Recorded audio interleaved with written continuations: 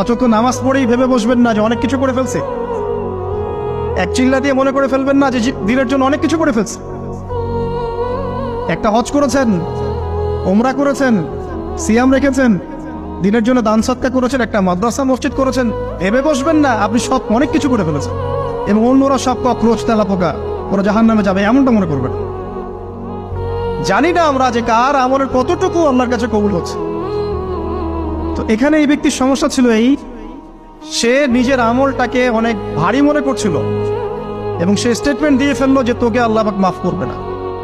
এই একটা কথা মন থেকে বলার কারণে তার ইহকাল পরকাল দুটা বরবাদ হয়ে গেল, সে জাহান্নামে চলে গেল। ঠিক আরেক ব্যক্তির ঘটনা আছে এমন, এগুলো সবগুলো রেফারেন্স আছে।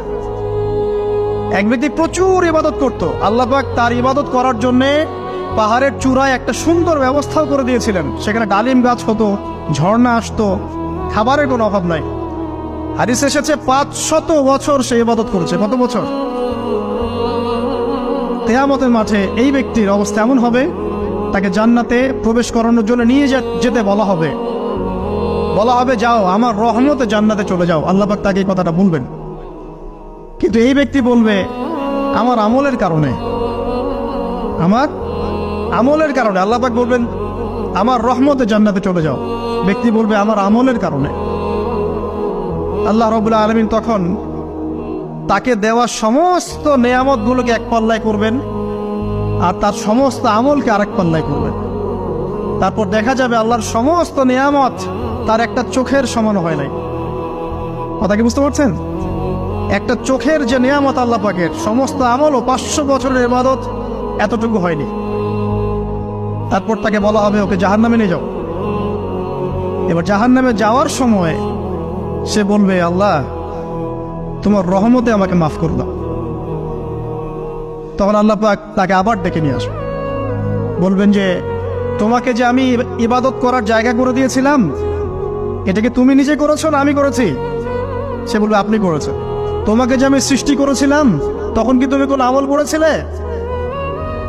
বলবে না। তাহলে তোমাকে যে সৃষ্টি করেছি আমি, এটা কি তোমার আমলের কারণে? না। তোমাকে সারা দুনিয়াতে এত নিয়ামত দিয়েছি, এটা কি তোমার আমলের কারণে? সে বলবে না। তখন তাকে জান্নাতে প্রবেশ করানো হবে। কিয়ামতের মাঠে এমন অনেক ঘটনা ঘটবে যেটা আমাদের চিন্তার বাইরে। আরেকজন ব্যক্তিকে ডেকে আনা হবে,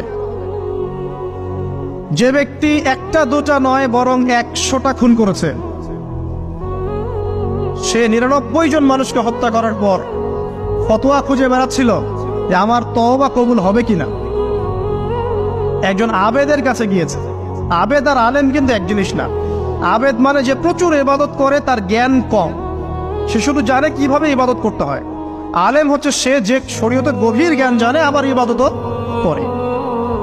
আবার যারা জ্ঞান আছে আমল নাই, সেও কিন্তু প্রকৃত আলেম না।